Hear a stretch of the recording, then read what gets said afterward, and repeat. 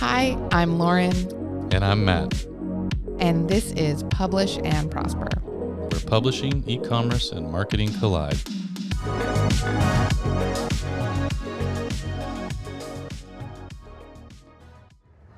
Hey everyone, welcome back to another episode of Publish and Prosper. This is episode number 87, and it's a really special one because we are recording it live at CEX in Cleveland. In Cleveland.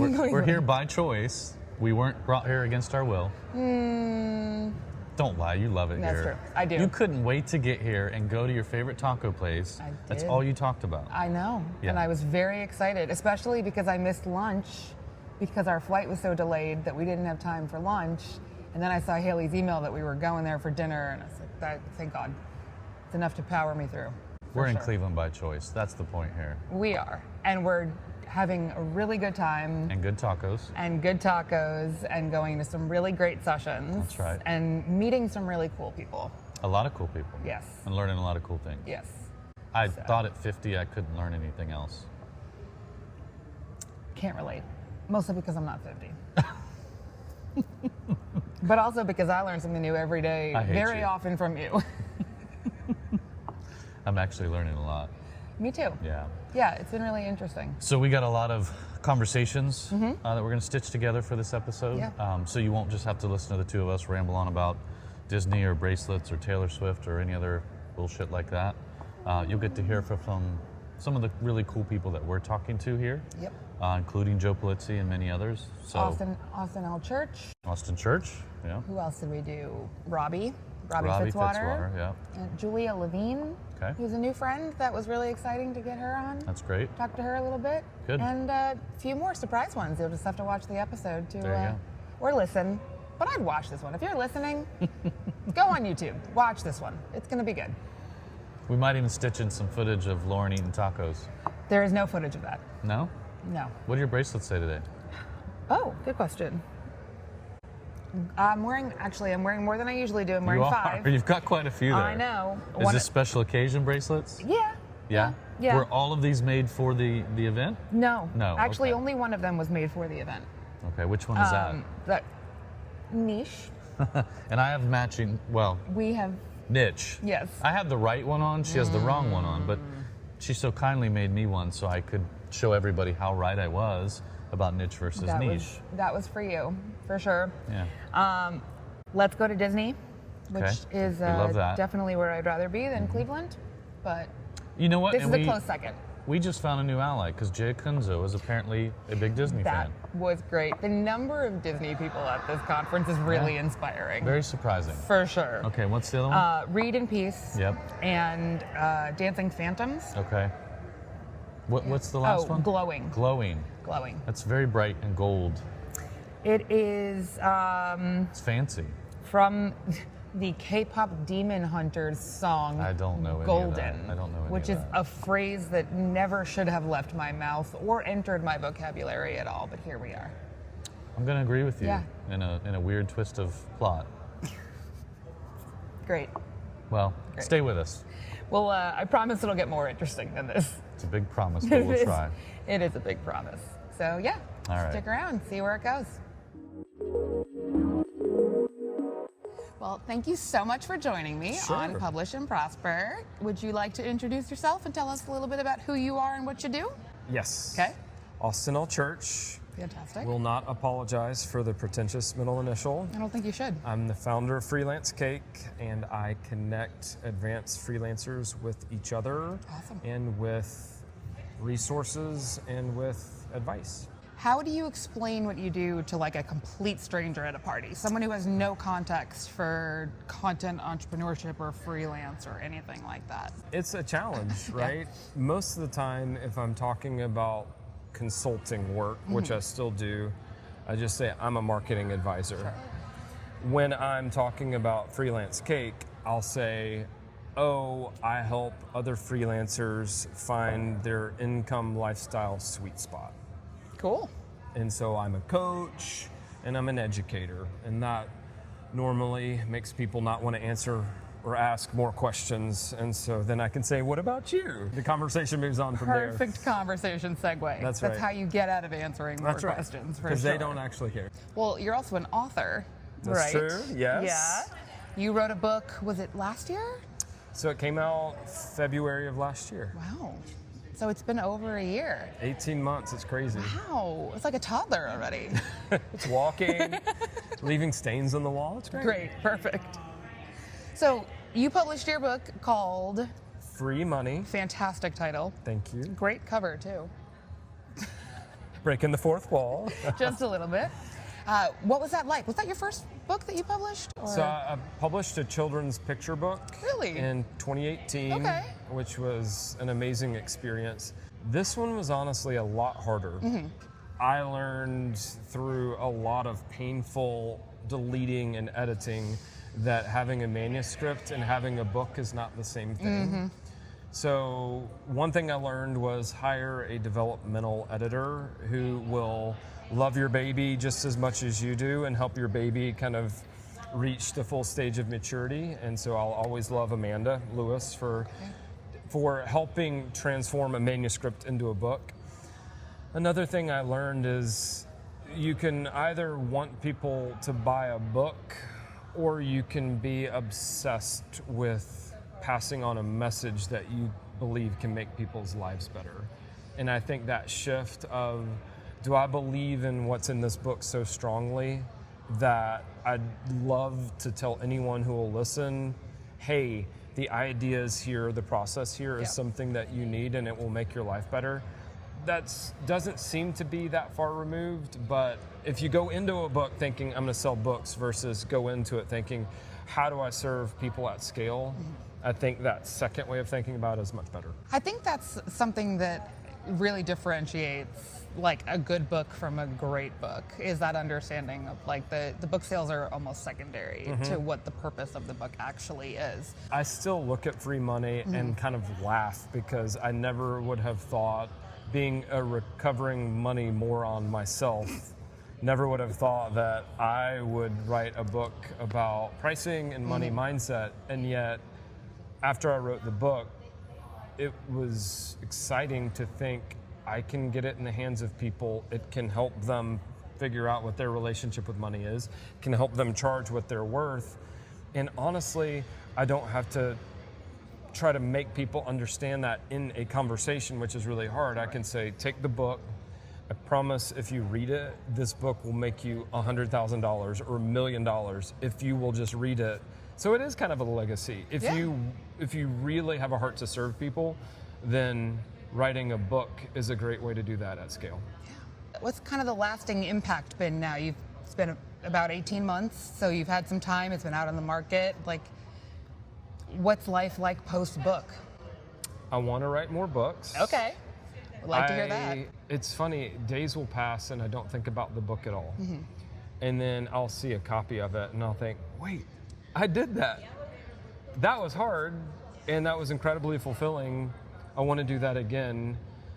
But the impact for me really, and this is going to sound cheesy, but it really is getting messages from complete strangers on LinkedIn, getting emails from complete strangers, meeting people at events who, unbeknownst to me, right up until they tell me, are like, I read the book, I just sold my biggest project ever, or I'm finally confident in my prices, or I had a record month, and thank you. And I'm just like, I helped, like, all of my pricing mistakes and all of the stupid things that I did along the way help someone else. And I think, life's hard, business is hard, it's incredibly fulfilling if you can turn some of that, not pain always, but just some of those lessons learned, some of the mistakes, if you can help someone else avoid that, so fulfilling. And then when they reach out and they let you know, you're like, well, maybe my life does mean something after all. Wow, that is meaningful. That is the best. That's great, yeah. Wow.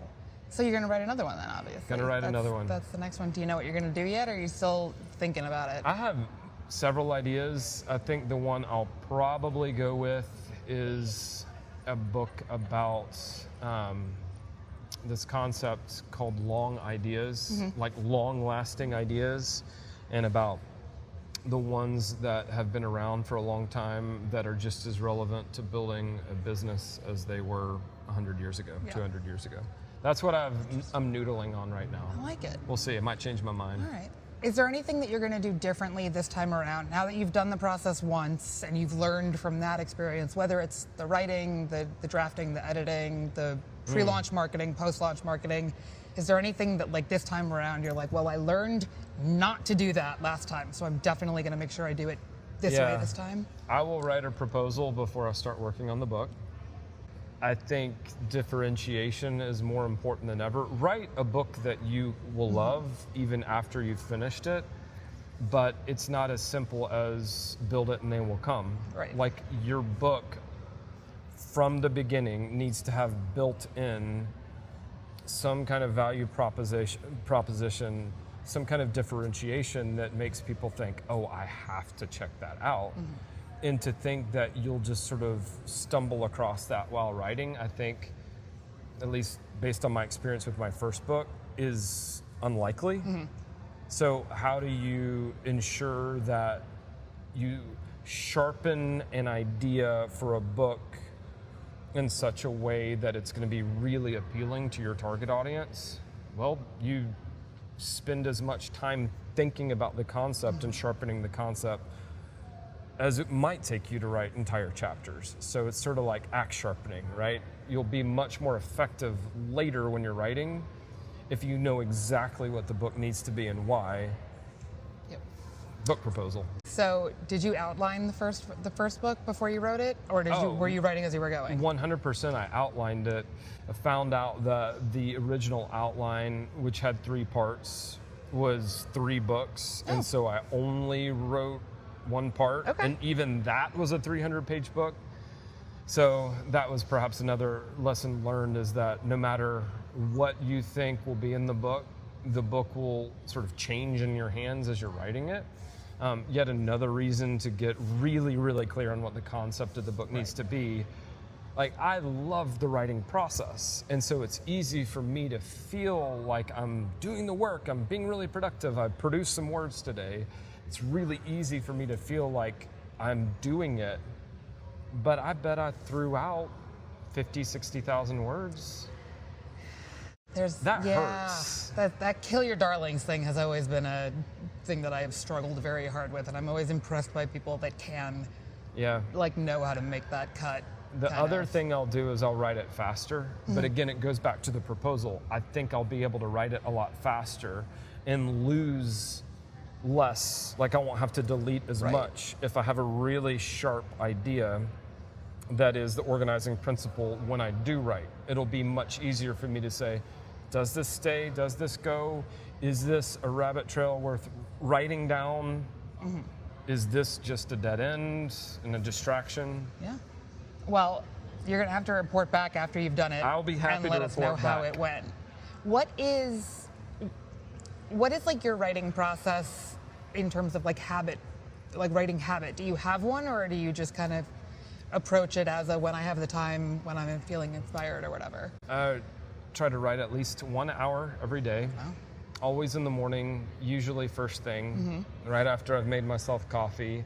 And that's because I don't think if it's important, you should procrastinate. And if I want to be a writer, then I ought to be writing every day. A concept, for sure. Yeah, imagine that, right? I write most often in Notion, not because I love the UI UX of writing in Notion. I think there are other writing apps that I find much more aesthetically pleasing, but I like the way Notion enables me to manage ideas. That was another thing with the first book that was incredibly challenging, and it grew even more challenging as the book grew. You have all these ideas, like a book is comprised of, or a book consists of, lots of ideas. And sometimes you know that you need to cut something out. Where do you put all of that material that you cut? And I have had like writing anxiety where I'm like, hey, that's a great little anecdote, or that's a great tie-in to some other book. Now's not the right place. How do I save this to not only make it easy for myself to find later, but also just get it out of sight? so that I'm not tempted to revisit it. Right. And Notion helps out on the idea management side, and so I'm willing to compromise and just say, okay, this is my writing app, whether I think it's pretty or not. So you're saying there's a better way than just having 17 different Google Docs that are named things like draft 3.0.1 with an asterisk, because you're that one has describing one my desktop. paragraph Yes, difference. I've definitely been there, have that t-shirt, but that just, it's so hard to manage those really long documents. And again, knowing myself, when I sit down to write, I need to, based on what stage I'm at, focus on raw output. Yeah. Not on polishing up some section that I've already written. And it's crazy how a lot of the writing apps out there encourage distractibility. Like, they make it even easier for me to do what my brain kind of wants to do, which is let me just go fiddle with sentences I've already put together rather than do the net new writing over here. And so I need to pick tools that make it harder for me to get distracted. Yeah, no, it makes sense. Matt and I did an episode, it was the first episode of this year actually, that we did on building a writing habit. And by the end of the episode, we looked at each other and we're like, we should actually probably just call this like writing habit for people with undiagnosed ADHD.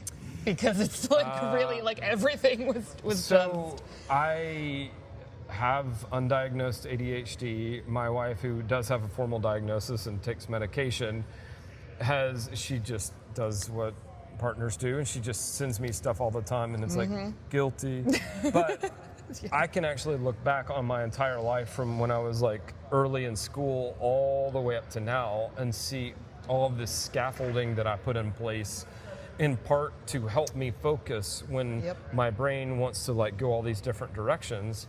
So it's like, if I'm actually butt in chair in the morning and excited to write, that's amazing. But then I wake up 45 minutes later and I have edited the first 5 paragraphs of the intro for the 7th time, and this is not an exaggeration.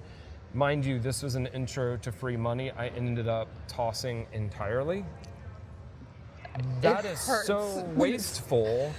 So how do I, with my own writing process, with undiagnosed ADHD, say, hey, I love my brain, but I can't just let it do whatever it wants. I need to have the structure to help me actually get the words down on paper. And then I can go crazy with editing and polishing and all that good stuff later.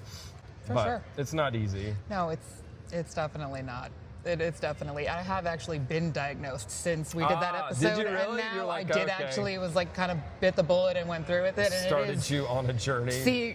Just seeing that unraveling and being like, oh wow, yeah, there was a lot of coping strategies in place building around coping that. Strategies are, and even those can like be gifts in disguise. But yeah, you have to find a writing process that lets you show up at your best and not at your worst. Right. Well, the output was worth it for sure. Free Money is awesome, and I'm looking forward to seeing what comes next. Thank you. That's going to be really cool. Thank you so much for taking the time to do this with me. My pleasure. I have one more question for I'm ready. you. How do you pronounce this word? Depends on who I'm talking to. So if I'm in Tennessee, I call it a niche. If I think I'm going to be judged for talking a bit more slowly, or if I'm outside of the United States, I'll say niche. Fair enough. So that's a wonderful non-answer for you. How about that? No, that's fair. That's a good one, actually. That's good. Matt and I debate this regularly. So do you say Reese's or Reese's? Reese's. Thank you. Yeah. Because you're not a crazy person. Because it rhymes with pieces. Yeah. Why would they call the candy Reese's And we Pieces? don't call the actress Reese Witherspoon. No. Megan is my wife's name. This is a 15-year debate now. I understand entirely. Well, I'll forgive you for not saying niche all the time because we agree. Because we agree on the Reese's. What's your niche? This is my pitchfork. No, I'm just making fun of my people. You're doing great. It's fine. I'm from Long Island, so I'm fully aware of the accent. The accent situation is not something I have a leg to stand on. Insta-judged all the time. Yeah. It's okay. Just because We're I doing great. sometimes say y'all. It's fine. I worked that y'all into my vocabulary really quickly. That was immediately. As soon as I moved to North Carolina, I was like, let's go. Y'all respects no regional boundaries. Everyone loves it. It's so useful. It's better than you'ns. It is definitely better than use guys. I'll tell you that much. Use guys. But yeah. Well, all right. Thank you so much. Thanks for having me. This was great. So we're sitting here with Lou Mongello, one of our favorites. We're just finishing up CEX 2025. We're asking a lot of people some questions about their entrepreneurial journey, how they got to where they're at, especially those of you that have been in the game for quite some time. We have a lot of people that listen to our podcast that are newer to it, but you've been in it for quite some time. Started out as an attorney, made the right move and stopped doing that. Moved down to Florida, made another good move, started creating Disney World content, which was the best move. But as an entrepreneur, as a content entrepreneur, somebody who's built a business now, like a lifestyle like that you wanted from content, from these things, like what's one thing that really surprised you along the way as you were doing this, as you were building this? You know, and you talk a lot about also how you built things. You had this crazy spider web of all these things you were doing, and then you simplified. But what's one thing you learned that was surprising to you along the way? And I'm sure there was 1,000, but like, what's something when you were just like, man, I would have never thought that would be the case? Like, whether that was something to do with an audience or a piece of content or something that might help somebody that's getting into this avoid a potential, pitfall or. I think it's community. And I know it's starting to become sort of a marketing buzzword, and it shouldn't be, because it's about people, it's about human beings on the other side of that download, that like, that follow, that share, that whatever it is. When I first started out, to give you an idea of just how long I've been doing this, it was pre-social media, right? So I had a discussion forum on my site, never thinking that, I thought I was the only Disney fan that was a semi-adult sitting in his basement. And then when like 29 people signed up, I was like, wow, this is amazing. And then it grew to like 1, 5, 10, 20, 50,000. I'm like, wait a minute, there's something here. And I always say, like, I create content in a lot of different ways, and the podcast is the heart of what I do, but the community is the soul.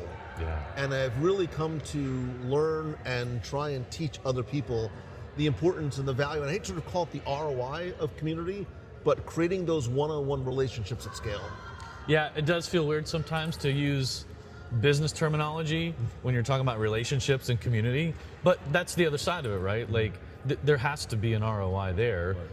Right. And again, sometimes we say things like, I hate to say ROI or like this or that and the other, but that's what it is. But the ROI can be measured in relationships and what comes from those relationships. It's funny because when I give like presentation, not just at conferences, but for example, if I talk to corporations and do corporate events, I have to talk about ROI, but I'm using the word love in there, and sometimes like they seem like they're in conflict with each other, and I'm like, no, like you've got to love on the people and create those relationships, and again, a buzzword, but they need to be authentic and meaningful as well.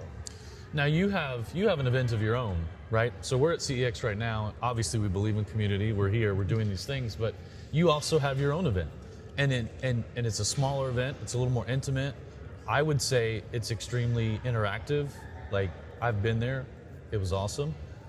Would you advise other creators to have their own event as well? Is that something where you're like, oh yeah, that's part of it. Like you should do an event. You have to do an event. Or would you say maybe not so much? Like, where's your stance on that? Yes, like with an asterisk. Like, start by going to events. I think we're so busy doing this. Yeah. We undervalue the importance Is of this this. in the frame? Look at this. No, I'm just kidding. The face-to-face, the handshake and a hug, the meeting somebody and spending time with them, looking them in the eye. As I'm sure you know, creating your own event is not for everyone. It's not. It is an undertaking. It does not necessarily equate to a windfall of financial return. Yeah. But like anything else you do, your why has to be there, right? Why are you creating the event? If you're creating an event to try and make money, talk to other event creators first before you do it. But if you're looking to try and create and help sort of be the broker of other relationships.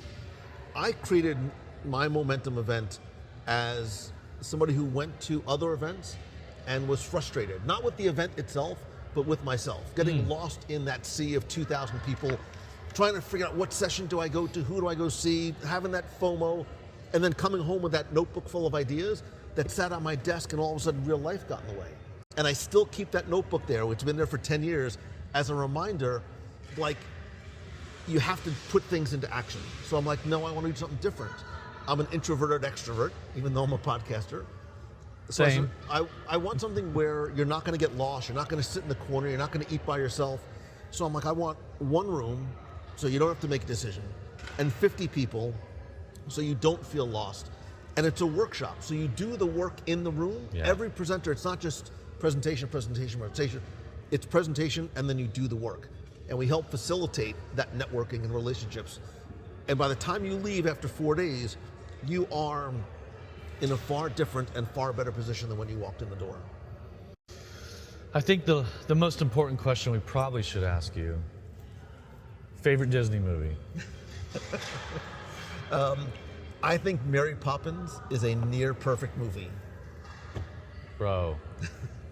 We did not plan this ahead of time. Right? I would shut it down right now, but I actually do have one more question for you. But listen, we're there. Yeah, okay. Well, it's a toss-up for me, Sword in the Stone and Mary Poppins. Wow, yeah. nice. And as a kid, I had a huge crush on Julie Andrews. So Sound of Music, Mary Poppins, like, you know, if I wasn't out being tough with my friends, I was at home watching those things to this day still. But the other question is, do you pronounce niche or niche? Niche. I mean niche. Cut. I mean niche. Cut. We were so close. Yeah, let's just end on a high note with Mary Poppins and Julie Andrews. Listen, thank you for talking to us. Lou Mongello has a lot of different things, and you can find him, WDW Radio, your podcast, Momentum, the workshop. We will link to all your stuff in the podcast show notes, but anything you want to say before you leave CEX? Thank you. Thank you not to and your me. team for what you guys do. Since the very first time I met you, like I've dug this conference. I was going to come back whether I was a presenter or not, and I hope We could have got you for free. Well, I hope you and your team realize just what a positive, meaningful impact you are having on every single person that walks in this door, and that you are the sort of the pebble, and you have that ripple effect, because the things that they're going to take from here, how they're going to impact other people, it goes a long way. So thank you guys for what That's you do. awesome. Thank you so much. Yeah, absolutely. All right. Hi, Julia. Thank you so much for being here. Thank you for having me. Absolutely, of course. Right here at CEX, where I was in your fantastic session earlier today. I can't wait to go back and take some of the stuff that I learned in that and apply it. By the time this episode comes out, I will have done some of the things that you talked about in that session. Oh, you were too kind. It was great. It was wonderful.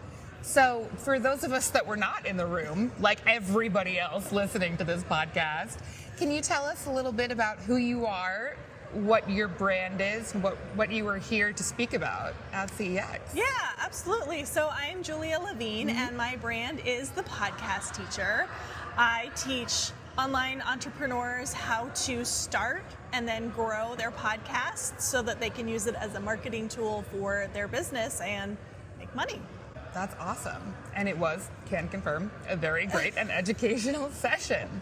So Thank you. You would describe your tilt or your niche as focusing on solopreneurs, or even deeper than that, or? Yeah, definitely B2B, mostly solopreneurs, although I do work with, people who have a little bit of a team, but not like huge companies that have marketing departments and things like that.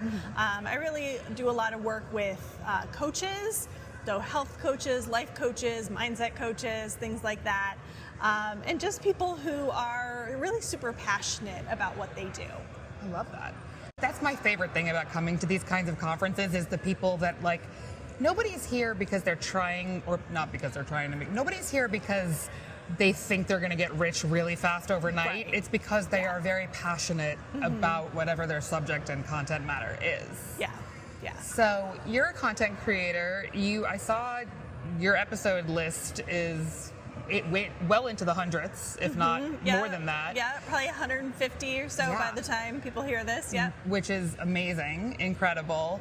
What does that content ideation process look like for you? How do you come up with enough content for 150 plus episodes and counting? Yeah, so I'll tell you a secret that you don't come up with 150 unique ideas. Okay, good. You talk about the same things over and over and over. So you have kind of a handful of content pillars. So I teach 3 to 5 content pillars. And you kind of just rotate through those and you hit a lot of the same things over and over.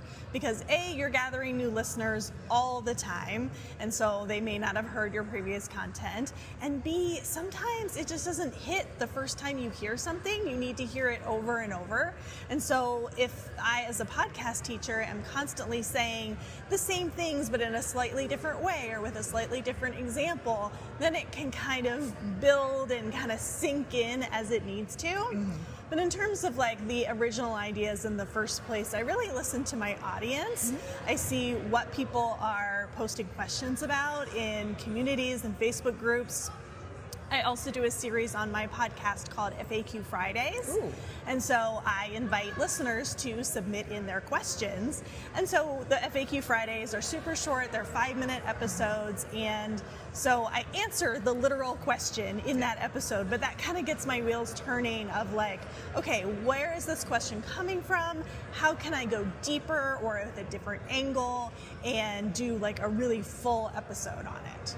So, do you repurpose your content on for the pod? Like, do you also post blog posts or videos or anything, or is it just the podcast?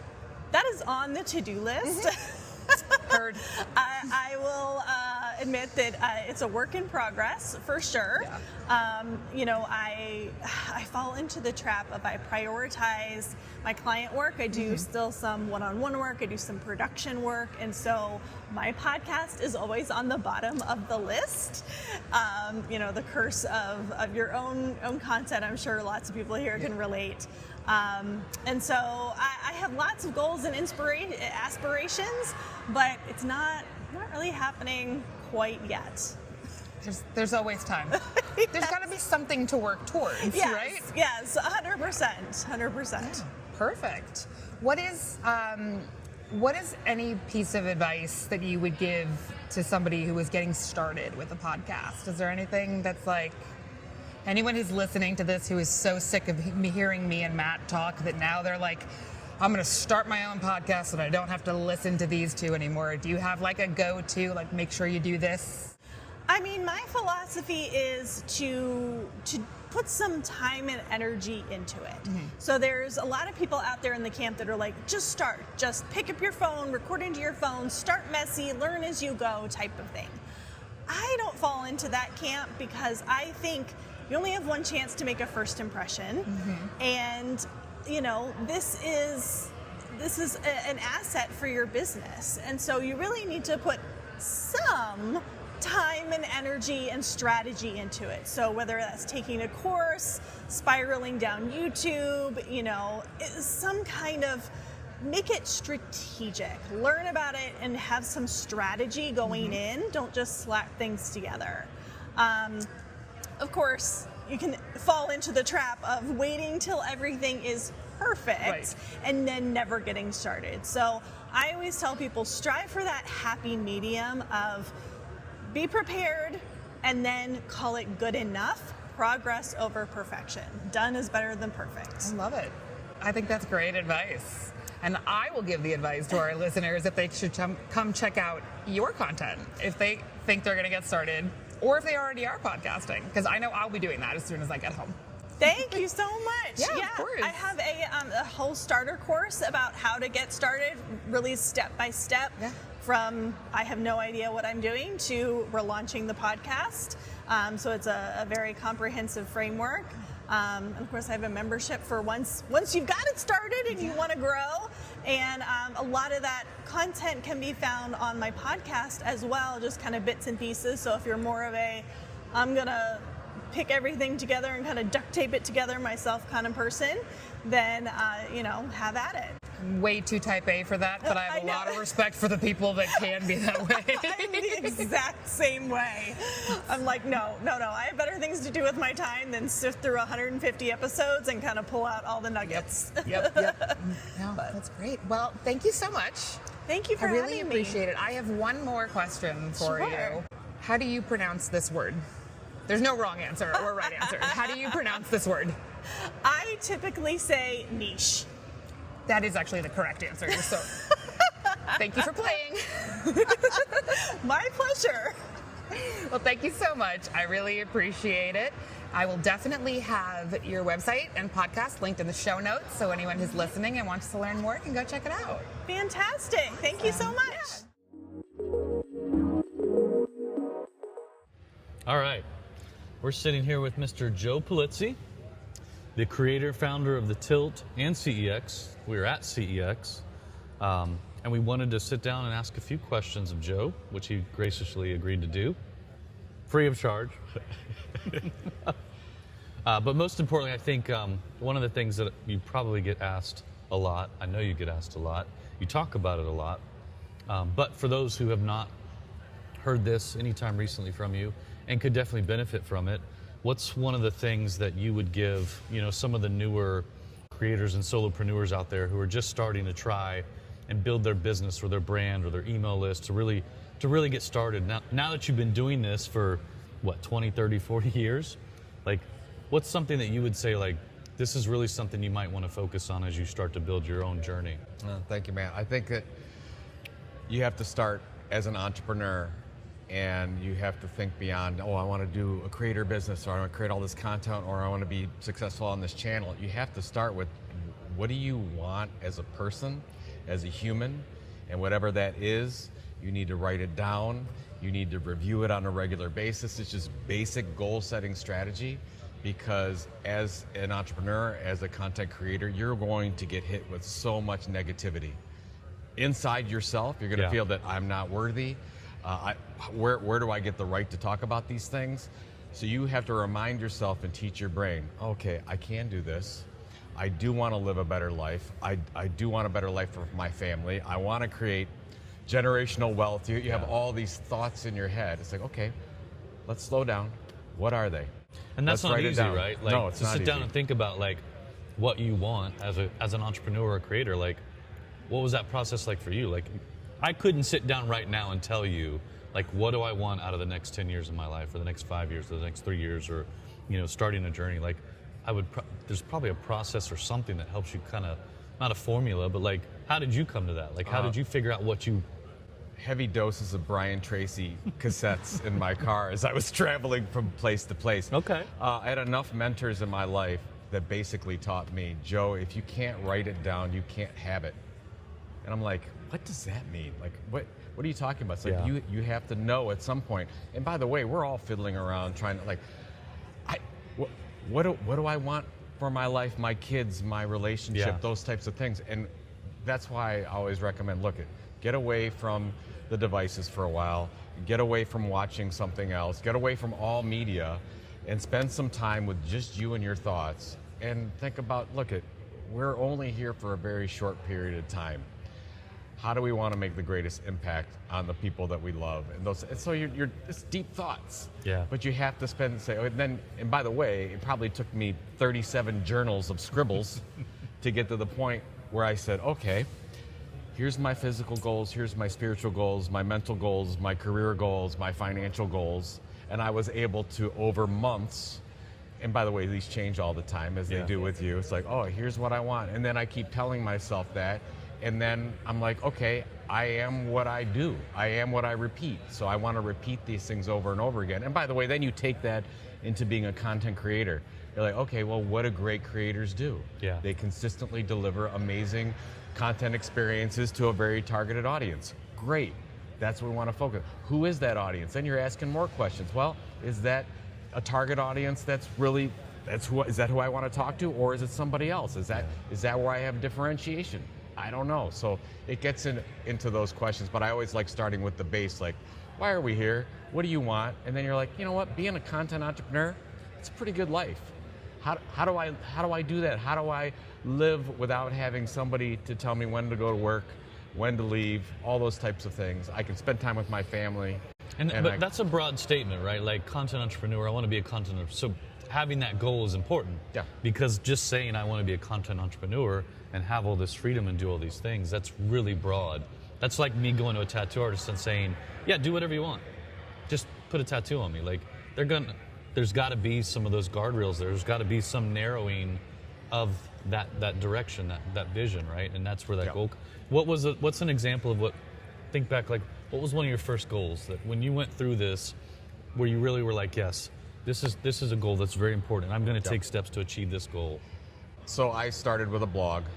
That was my go-to platform. And knowing the great writers, if you look at Stephen King or Patterson or whatever, it's write every day. So I was like, okay, well, how do I become a great writer and can share some of my thoughts through writing? Well, I'm going to get up every morning, and before I do anything, I'm going to write. And by the way, it doesn't have to be a journal. It doesn't have to be a 2,000-word blog post. It could be an idea. Yeah. It could be a thought. So you always want to start the day with that. And then once you get past that, it's like, oh, I wrote today. Okay, tomorrow I'm going to write 2 sentences. Next day, 5. And then you're like, okay, now I'm going to write 500 words today. Like we joke about my novel, The Will to Die, which I wrote in 2018. It was very hard for me to start writing fiction. But I had to say, I'm going to write for 60 minutes every morning until I get this thing done. And I just committed to doing that. I'm somebody that writes when they get up in the morning. And I wasn't that. But I'm like, no. What do amazing fiction writers do? They get up in the morning and they write first thing. That's what I'm going to do. That's a good example. 3 months later, I had myself a draft. Yeah, that's a good example of you getting outside of your comfort zone and needing that goal to do that. Because up to that point, you've written nonfiction, which is very different than writing fiction. Different. And so having that goal helps you move past that uncomfortable state of like, I don't know how to do this. Maybe some imposter syndrome there as well. Like maybe. I'm not a fiction writer. I still don't. The hardest thing I ever had to do was write a novel, and that was the challenge to myself. I'm like, I don't know how to do this. I can write you a nonfiction blog post right now, but I have to make up characters in a world. This is something I'm not used to. So yeah, and I'm still probably most proud of that book of anything I've done. That's great. For somebody who struggles with setting a goal and sticking with that goal, such as myself, what was some of the motivation that you would use to make sure that you're good? Because I know you've had some lofty goals to get you where you're at, right? You talk often about some of your big, hairy, audacious goals, and the number that you had written down, right? And you would look at that number every morning, like that's what correct me if I'm wrong, but that's where you wanted to exit that first business at. That's right. Was this number. Like, was that the motivation, or were there other things, or was that just one piece of a larger sort of, spiderweb of motivational components that helped you keep going to hit these goals, to build that business, to achieve what you wanted to do, which was ultimately freedom? The long story short, it's actually really simple. I spent the first 6 to 7 years of my kid's life on the road. And I said, I need to find something where I'm going to free up time to be with my family and not live on somebody else's time. What do I do? And then I did the thing. I'm like, well, what does that mean? And how big does the business have to be and whatever? And I got to a point where, okay, well, if I can have an exit at this moment in my life, I will have all this time to spend with my kids. Not only through the process, which I made time for my kids and family, but also when my kids are in high school, I want to go to everything. Yeah. I don't want to miss one thing. And then I worked it backward and said, okay, here's that thing, and then what does that mean? Here's the big, hairy, audacious goal. Yeah. And then you say, what are the habits that I have to make as part of my life to reach that goal? So what is a person who successfully exits in 2016, what does that look like? Yeah. And I go back, okay, that means I have to do this in the morning. That means I have to eat these kinds of things. That means I have to make sure I read these kinds of books. And I said, I want to look up to that guy in 7 years. And of course, it actually, as I'm saying it sounds easy. It's incredibly difficult to do, but you just take the... I was about to say, you said this was simple, but I'm sitting here thinking, well, yeah. But the simple part is The concept. It's why. Yeah. I want to spend more time with my family. There you go. And then you say, okay, well, what do I have to do to get there? And then you lay it all out. So as Simon Sinek says, what's your big why? Find your big why. Then from your big why comes your big goal. And then from your big goal is like, okay, what are the things I have to do every day to get to that goal? Done. I love it. Yeah. That's great. That's really good. So we have one really important question that we need Joe Sure. Pulizzi, the godfather of content marketing, Yes. to answer. There's an age-old debate. Are the riches in the niches, or are the reaches in the niches? Who are we talking to? Now we're talking to you. Do you say niche or niche? I say niche. Son of a And I'll tell you why. Because when I went to Europe, I said niche, and it disappointed a lot of people. And it depends on who. That's why I said it depends on who your audience is. You can go around the Midwest In Cleveland, and you can say in Cleveland, do you say niche or niche? if I say niche, I say niche. In Cleveland? I say niche. Absolutely do. Cut. We're done. This guy's a clown. We're done. No, it's absolutely. The origination of the word was pronounced niche, and we as Americans started using niche. You see this? You see this? Hey. It means nothing to me anymore. I gave Joe one. I think it's. It's even orange? I think it. Oh, It thank says you. niche. It's, Well, now it's niche. you know what? But the saying is valid. It's riches in niches. No, it's not. That Yes, it doesn't is. rhyme. Yeah. There's no alliteration there. It's terrible. Ugh. I hate this I interview. guess I picked. You chose poorly. So that's what that is. All right. Thank That's you for good. sitting down with us. That's good. Appreciate As the time. always. I love chatting Appreciate with you. everything. So this is a really exciting guest interview for me because Robbie, you are a little bit famous on this podcast already. Anybody who's not watching or is just listening and has not yet been introduced to our guest, this is Robbie Fitzwater. Famously, did I say that correctly? Yes, Okay, that's great. it. Just checking. Famously the creator of the incredible marketing rhythm calendar that we showed off in a recent episode. It's an honor to be here. It's exciting to be here, and yes, you guys were a lucky recipient of the 2025 marketing rhythm calendar, was. and there's a very real chance you're going to be on the 2026 list too. So yes, we used Lulu for that too, and it was like a fun gift we give to all of our clients. Like, so my team gets to pick our client gift every year, and typically I go with the goal is self-deprecating to me as possible, and that makes me happy. So like first year was socks, 1 year it was a dartboard with my face on it, which was wonderful, and then you guys got the calendar. So the calendar is the new one this year, and it was kind of cool that we were able to like use Lulu to publish the calendar, and it's actually kind of helped out in a few other ways too. So Yeah? figuring out, testing out direct and understanding that side of things. So.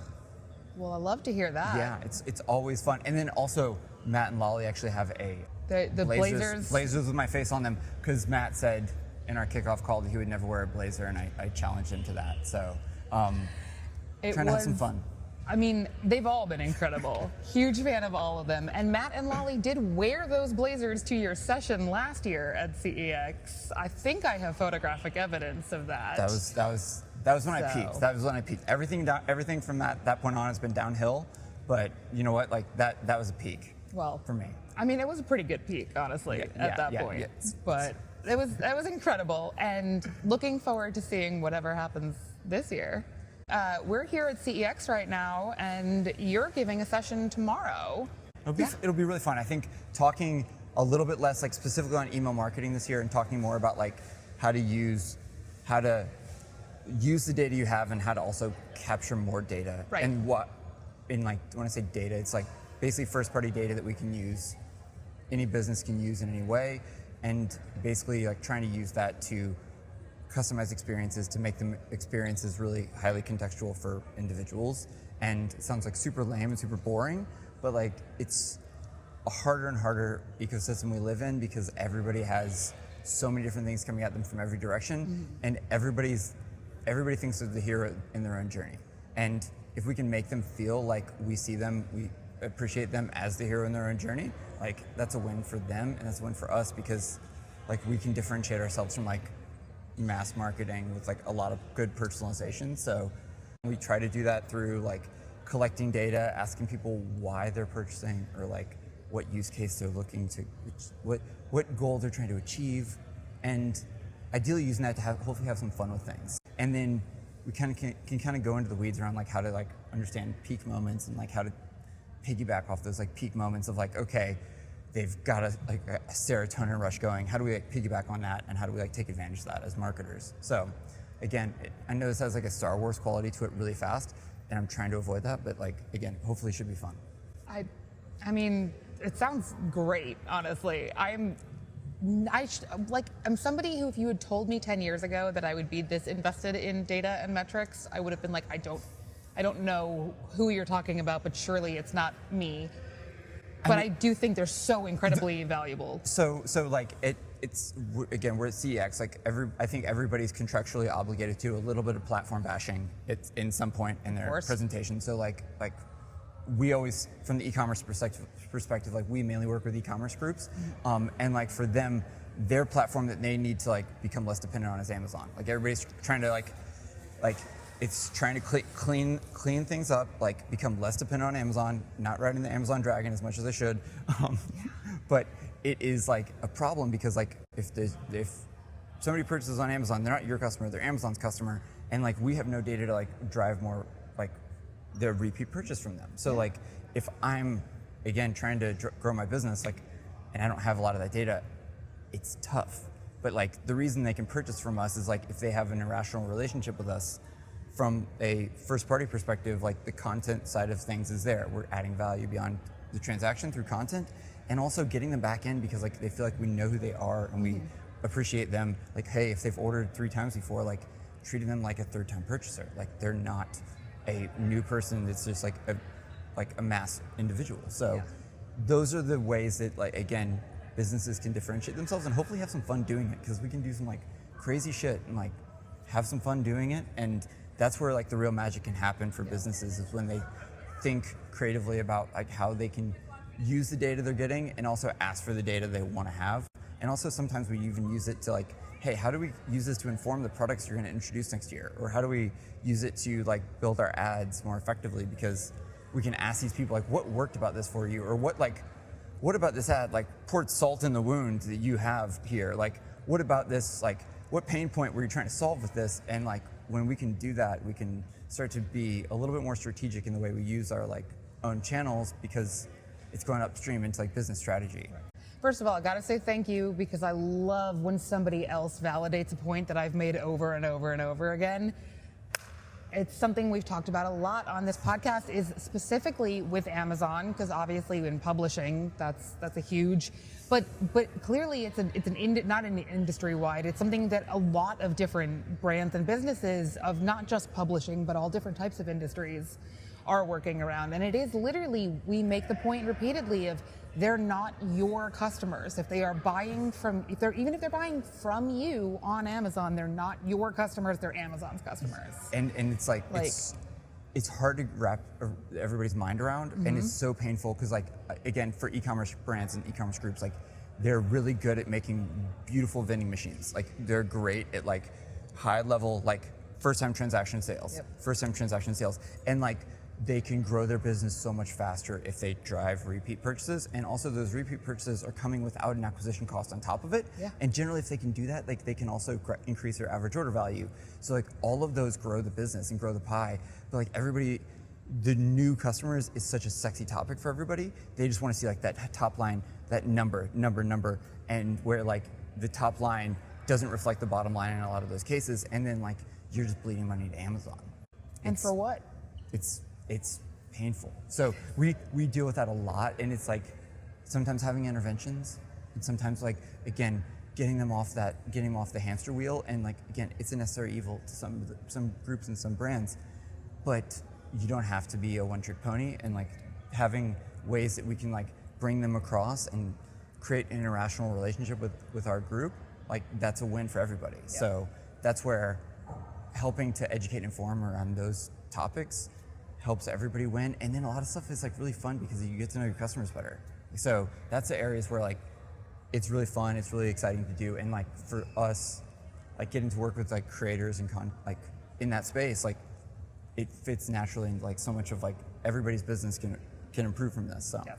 For people listening that are still in the early stages of building their, or like even just wrapping their head around the idea of treating their content as a brand or whatever, is that like, is there somewhere that you would recommend they start in terms of data gathering? Like if we're not quite at the level that we're getting really involved with data collection, but like here's one piece of data that you should have absolutely. So we always like to understand like what is the primary segmentation variable? Mm-hmm. Like what is like what's the North Star that if you can understand that, you can understand like what they're going to need. Mm-hmm. So like for a lot of businesses, it's like, hey, are you purchasing for yourself or are you purchasing as a gift? Like that's a really distinct difference between like what everybody's going to need along the way. Because like if you're purchasing for yourself, like that's something that's like, again, a different level of information. If you're purchasing for a gift, that's a different type of expectation. What is your primary segmentation variable and what can you like derive from that? And then that helps you like dictate the experience you want to create for them. So like we have coffee clients, like do they want unique coffee? Do they want classic coffee? Do they want decaf coffee? Like those are all going to be very distinct, different paths they're going to take. So like what is going to help us to understand what they're going to need and help us predict like what to serve up to them? Because within any of those verticals, so many content creators have like great content that's going to serve those different groups in different ways, and say, hey, how do we like serve that up to them in a meaningful way, specifically for them, even if something overlaps with those audiences, like even just saying like, hey, and we know you're interested in unique coffee. Here's an article we put together on like how to grind coffee beans.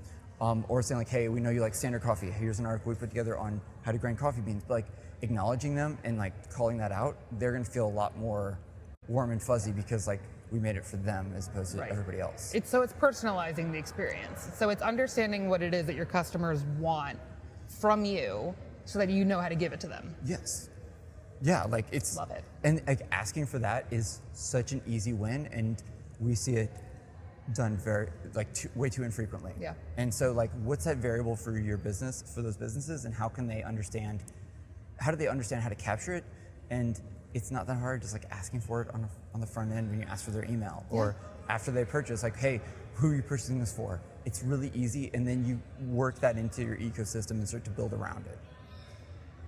Sounds like a good place to start. It starts a snowball effect, and then that first party data that we can collect is really wonderful. And then over time, like, hey, once they've purchased with us enough, like, do we ask for more? Or like, hey, we're probably not going to ask for their birthday we may not ask for their birthday right away, but like the birthday or another like peak moment is another excuse to like communicate. Like, we use like kids' birthdays a lot. Like kids' birthdays, you can't ask for them like right out of the gate because it seems like a little bit creepy. But like, hey, what's the birthday to the person you're purchasing for? Like after that, like first or second purchase, and then like a month before, we send them an article like, hey, it looks like so and so's birthday is coming up.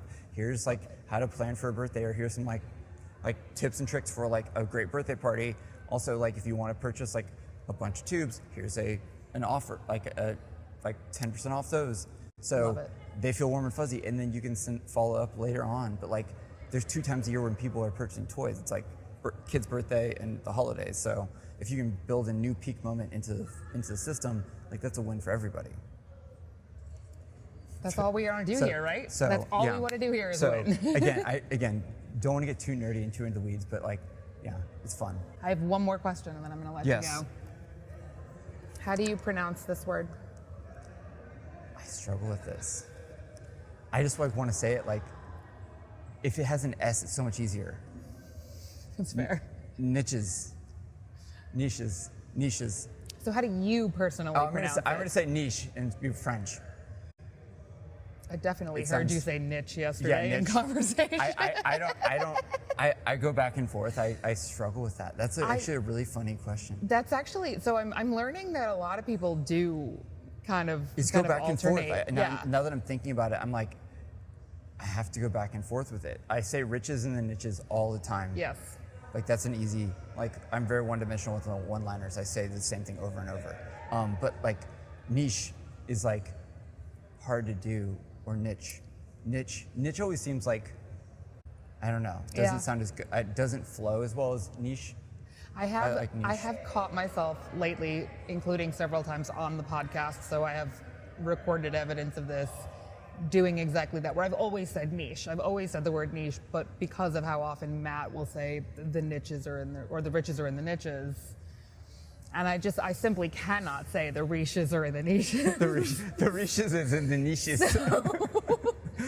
So niches it is, but niche for sure. Niche. And I'm also from the Midwest. Like, I think people from Missouri mispronounce things worse than just about any other state in the country. So Well, I'll throw that Midwestern plug out there for. But hey, I mean, we've all got we were just talking to Austin Church about this, and he had a very similar answer from Knoxville. Okay. So, you know, okay. we're all kind of moving with our geographical layers. That makes me feel a lot better. Absolutely. I like that. Well, thank you for weighing in on this ongoing debate. I appreciate it. And also thank you so much for doing this podcast recording with me. This is a treat. This was a blast, and looking forward to it. Yeah. Hope everybody's enjoyed the last few interviews we've stitched together and had a good time with us. We've had a good time. Yeah. Did you have fun? It's been great. It's been great. I hope you learned something. I know we learned a lot. Too much. Definitely there's going to be some information overload and processing time. But everybody that has been featured in this episode, we will have them linked in the show notes. Yes. We'll shout them out in the show notes.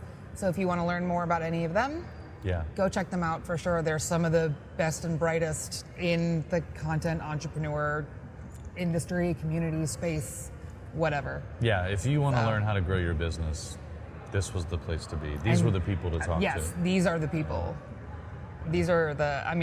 I'm like 3 minutes away from launching my own business on the plane tomorrow. So you're gonna have to find a new host. I'm sure that won't be hard.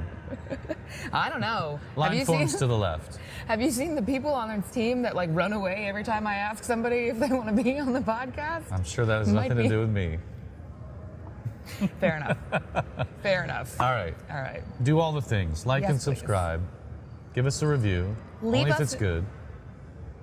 Well, it depends on your definition of good. I was going to say leave us a review or comment or both and let us know if it's niche or niche. Which I think you would argue that if we get reviews saying it's niche, might not be your definition of They're a not true good. fans of the show. No, they're fans of me. No, that doesn't even. Are you Team Lauren or Team Matt? That's the real question. Are Let you us right know. or wrong is the real question.